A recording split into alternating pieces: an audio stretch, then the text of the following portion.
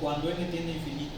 Cuando n tiende a infinito voy a lograr una aproximación exacta de la integral. ¿Sí están de acuerdo? Y entonces, en esas circunstancias, el área ya va a ser igual. Ya no va a ser aproximación.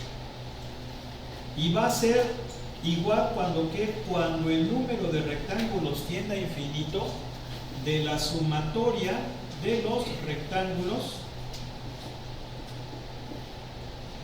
multiplicados por delta x. Sí, porque si ustedes recuerdan, esta sumatoria me daba la suma de las áreas de los rectángulos. Si ahora hago que ese número tienda a infinito, ya obtengo totalmente el área. Exactamente. Ahora, esto es lo que yo defino como la integral de a a b de f de x de x. Hay que decir que a y b es el intervalo de integración. De hecho, recuerden que ¿qué cosa? Que delta x era b menos a entre n. ¿Sí? Ahora, vean cómo hay una correspondencia, como que la sumatoria se relaciona con esa integral, con el símbolo de la integral. La función ya no le pongo yésimo, y el delta x como que se convierte en dx. Es decir, delta x y dx tienen algo en común, y la respuesta es sí. Ambos son cambios en x. De hecho, ya habíamos dicho que delta x era un valor final de x menos un valor inicial de x. ¿Sí? ¿Sí o no? ¿Sí?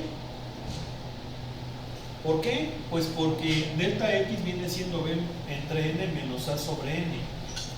Es un valor inicial de x menos un valor final de x menos un valor inicial de x. Pero ¿en qué son iguales y en qué son diferentes? Son iguales en que ambos son cambios en x. Pero lo que los distingue es que este cambio es muy pequeño, casi cero, mientras que este es muy pequeño o incluso puede ser grande, pero es una gran diferencia. Este es un cambio muy pequeño, es una diferencial, un infinitesimal, ¿sí? Esto casi es cero, casi. ¿Se entiende la diferencia? ¿Sí o no? Bien. Cuando nosotros entonces definimos el área mediante una integral definida, ¿por qué definida? Porque tengo a y b. A y b son el valor inicial y final del área, bueno, los valores que me definan el área, ¿sí están de acuerdo? Con respecto de x. Aquí se van a llamar límite inferior de integración y límite superior de integración. Hagan de cuenta que yo aquí tengo la función, voy a calcular el área de un valor A a un valor B. ¿Estamos de acuerdo? Y entonces, toda esta área me la va a dar exactamente la integral, que es cuando los rectángulos son casi su espesor, no tienen espesor, ¿sí? Su espesor es casi cero. Entonces se llama límite inferior de integración y límite superior de integración. F de x, que es la función, se llama integrando, y obviamente dx es la diferencial con respecto a la variable independiente. ¿Sí? ¿Estamos de acuerdo? Bueno, aquí está. Y vamos a ver sumas infinitas. Esta suma infinita, de hecho las sumas que hemos estado haciendo se llaman sumas de rima. La forma de aproximar el área mediante sumatoria de rectángulos en términos generales se conocen como sumas de rima. Rima. Man. ¿Quién es este señor? Fue un matemático alemán, se llamaba Bernhard Riemann. Fue un matemático alemán que vivió en el siglo XIX y fue el mejor alumno de uno de los más grandes matemáticos de la historia que se llamaba Carlos Federico Gauss. De hecho, aquí hay una pequeña lectura, seguramente, creo que estaba por acá. A ver, sí, aquí está, creo que ya la pasé.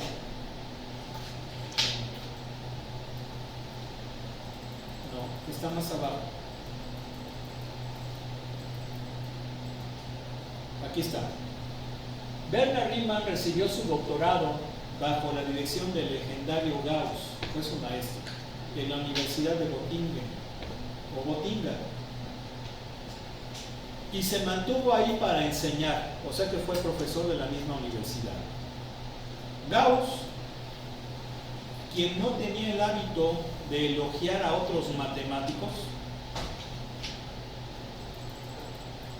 dijo acerca de Riemann que era un matemático verdaderamente creativo, activo y con una mente gloriosamente fértil.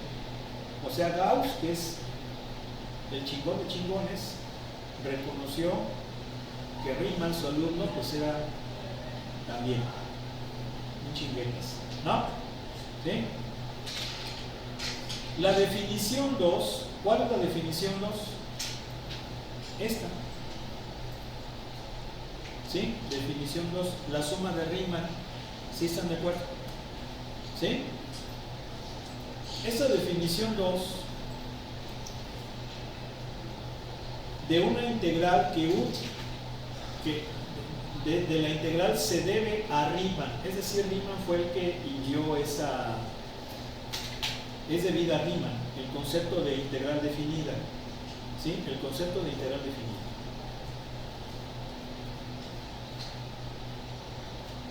Él hizo grandes contribuciones a la teoría de funciones de variable compleja, física matemática, teoría de números y los fundamentos de la geometría. El concepto de Riemann del espacio y geometría cambió lo que se había establecido anteriormente. 50 años después, Einstein retoma sus trabajos de Riemann para elaborar la teoría de la relatividad general. La salud de Riemann fue pobre a lo largo de su vida y murió de tuberculosis a la edad de 39 años. O sea que murió siendo un chamán, ¿sí? Pero fue una vida sumamente productiva porque este señor dio la definición formal de la integral. Miren, Leibniz y Newton descubrieron el cálculo, tanto diferencial como integral. Se dieron cuenta de la relación que existía entre la derivada y la integral. Se dieron cuenta que la integral representa total, mientras que la derivada representa cosas instantáneas. Esto yo ya se los hablé, ¿sí? Y sabían que con la integral definida se podía encontrar el área bajo la curva. Pero quien da una definición formal es Riemann, ¿sí? Ahora, Riemann fue un personaje que descubre una rama de la matemática muy complicada que se llama geometría no euclidiana, que es precisamente la que utiliza. Aquí me equivoqué, es una M y doble M, ¿sí? Nada más es una M y doble M. Lo puse al revés, ¿sí se entiende? Bernard Riemann. Aquí está nuestro gran amigo, ¿sí? Y descubre la geometría no euclidiana. La geometría no euclidiana es una geometría muy complicada, no fue el único, también trabajó un ruso, Lobachevsky, y claro, después vinieron otros matemáticos como por ejemplo Hilbert, por ejemplo Poincaré, que desarrollan más esa geometría y que utiliza a Einstein establecer cómo son los universos de n dimensiones, los agujeros negros y cosas de esas. ¿Sí? Pues ahí está. Bien, entonces esa es la integral o suma de Riemann infinita. Vamos a ver qué es lo que dice el libro. Definición de integral definida. ¿Se entiende por qué integral definida? Porque tiene límites. Y al tener límites ya no se está relacionando con el área. ¿Sí? Voy de un valor inicial a un valor final. Entonces dice, si una función está definida en el intervalo cerrado de AB y dividimos ese intervalo AB cerrado, fíjense cómo coge los extremos, en n subintervalos de igual ancho, esto ya lo vimos, delta x será b menos a sobre n, y hacemos x0 igual a A, ¿se acuerdan? Y luego x1, x2, x3 hasta xn, que sea el último, b, los puntos finales de esos subintervalos, y tomamos x1 asterisco, x2 asterisco hasta xn asterisco como valores muestrales. Recuerden que esos valores muestrales lo que me hacían era determinar la altura de los rectángulos, ¿sí o no? Nosotros lo hicimos con el de la izquierda, con el de la derecha, con el del medio, pero vimos que podía ser cualquier otro. ¿Sí? Bien. Entonces, si ese valor muestral, cuando n tiende a infinito, ya dijimos que prácticamente se va a ir haciendo delgado, y prácticamente cualquier valor va a ser el muestral, ¿sí o no? En esas circunstancias, cuando n tiende a infinito, entonces obtenemos la integral definida de a a b de f de x de x, siempre que el límite exista. Si no existe, decimos que si existe, decimos que la función es integrable en dicho intervalo. Bueno. Profe, una pregunta. Por ejemplo, en las integrales, ¿por qué al final te aparece, por ejemplo, en la creo es la indefinida más c, que es la constante de adición? Eso luego lo vemos.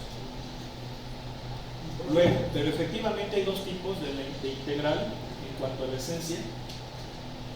Dos tipos en cuanto a esencia.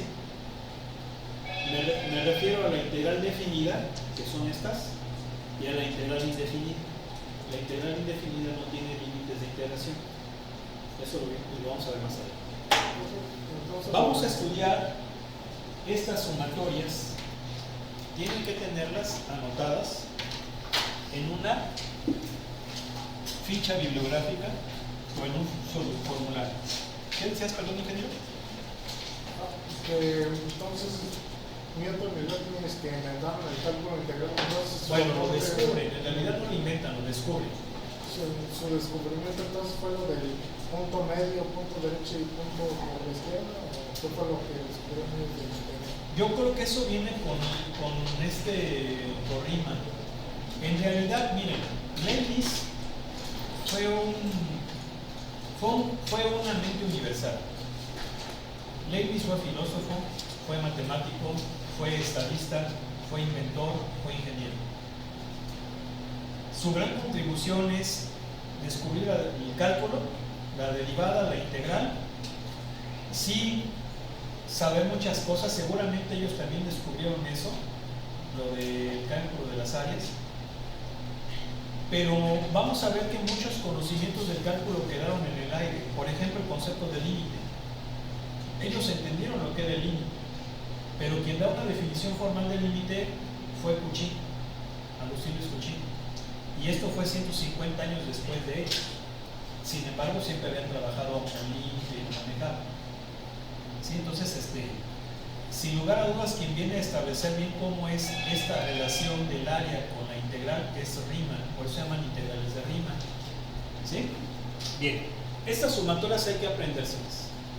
La sumatoria de todas las cis, desde 1 hasta n, es esto. La sumatoria de los i al cuadrado, desde 1 hasta n, es esto. La sumatoria de las i cúbicas desde 1 hasta n es esto. Ustedes me van a preguntar, ¿Qué nos estás diciendo? No te entendemos. Bueno, ya dijimos que I, N, N se utilizan para qué. ¿Se utilizan para qué? ¿Para mostrar? ¿Para qué? ¿Para qué se utiliza?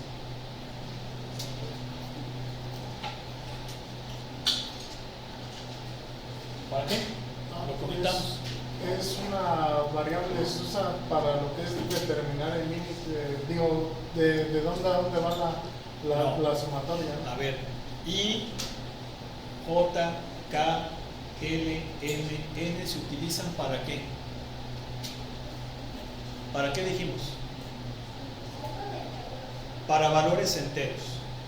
¿Sí? Entonces, vean, si yo digo, voy a sumar desde i igual a 1 hasta n la cis, esto significa que estoy haciendo ¿qué cosa? 1 más 2 más 3 más 4 más 5 más un chingo más hasta n. Bueno, n menos 1 y luego seguiría n, el último. ¿Sí se entendió? Estoy sumando los enteros desde 1 hasta n. ¿Cómo sería sigma i cuadrado? Sería 1 al cuadrado, más 2 al cuadrado, más 3 al cuadrado, más 4 al cuadrado, más un chingo, más n menos 1 al cuadrado, más n cuadrado. ¿Sí o no? Estoy sumando los cuadrados de los enteros desde 1 hasta n. ¿Sí se entiende? ¿Sí o no? Es una suma de enteros. Bueno, se dice que esta fórmula la descubrió Gauss cuando era casi un bebé, cuando era un niño en la primaria, porque su profesor le dijo, llegó, todos estaban echando relajo, y les dijo, a ver, ya cállense chamacos, súmense los números del 1 al 100, porque sabía que con eso los iba a mantener ocupados. ¿Están de acuerdo? Entonces, imagínate hacer eso. No había calculadoras, estamos hablando que era 1790 creo más o menos. Entonces, imagínate los chiquillos, 1 más 2, 3, más 3, 6, más 4, 7, más 5, 12, más 6, 18. ¿Están de acuerdo que te vas a tardar un buen? Aparte, te puedes equivocar. Aparte, en ese entonces no había cuadernos de hojas como las tenemos ahora. ¿Saben cómo era antes? Con una pizarra. Tenían una pizarrita los niños y allí, por ejemplo, anotaban, hacían sus cuentas, sus actividades. Nunca iban a acabar. ¿Están de acuerdo? Pero Gauss dijo 5050. Ahorita se me hace que hace como. Y ya después se tardó un chingo el maestro, ¿sí? Horas, y se dio cuenta que sí era 5050. ¿Y saben cómo lo hizo? El primero más el último, que es la Exacto, 100 más 1, Gauss da 101, se dice, luego 99 más 2 da igual 101, y así con todos los números. Entonces, se dice que Gauss observó que si sumas los extremos de la sucesión, así se llama sucesión, siempre te da 101. 1 más 100, 101. 2 más 99, 101. 3 más 98, 101. Siempre, al ir sumando extremos, da 101. Entonces el total debe de ser 101 por la total de parejitas. ¿Cuántas parejitas hay de 1 a 150? la mitad. Entonces 5050. Y sí. ¿Sí están de acuerdo?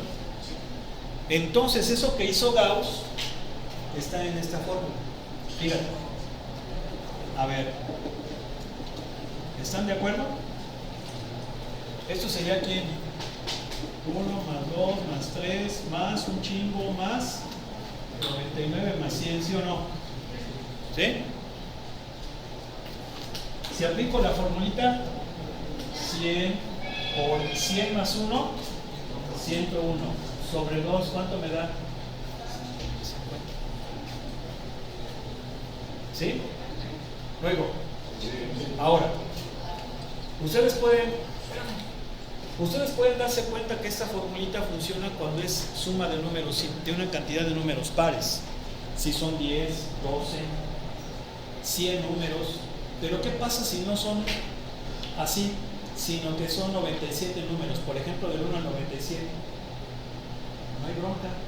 Te sumas del 1 al 96 con esa formulita y ya nada más el resultado le suma 97. O como le hizo Gauss, suma 97. ¿Sí? Incluso hasta puedes quitar sumas parciales. Bueno, estas sumitas hay que traerlas anotadas porque mañana las vamos a utilizar. ¿Vale? ¿Qué pasa? Buenas tardes. Todavía tenemos 2 minutos. Bueno, tenemos 2 minutos. Entonces, ¿se entiende cómo le van a hacer? Se traen esas sumas. Ahora, fíjense, van a anotar esto. Traemos la demostración de detalle. No. Y una vez van a traer ya el resultado. Esta viene siendo n cuadrada más n sobre 2. ¿Sí? Van a poner las dos. Esta es ¿cuánto?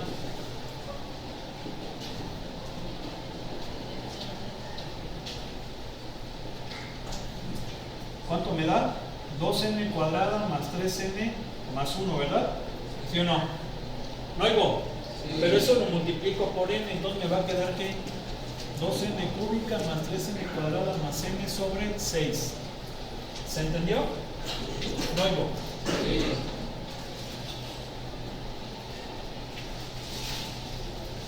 Bien. Y esta, ¿están de acuerdo que esto viene siendo n cuadrada más n sobre 2 al cuadrado, ¿verdad? ¿No oigo? Sí. Entonces es ¿quién? N cuarta más 2n cúbica más n cuadrada sobre 4. ¿No oigo?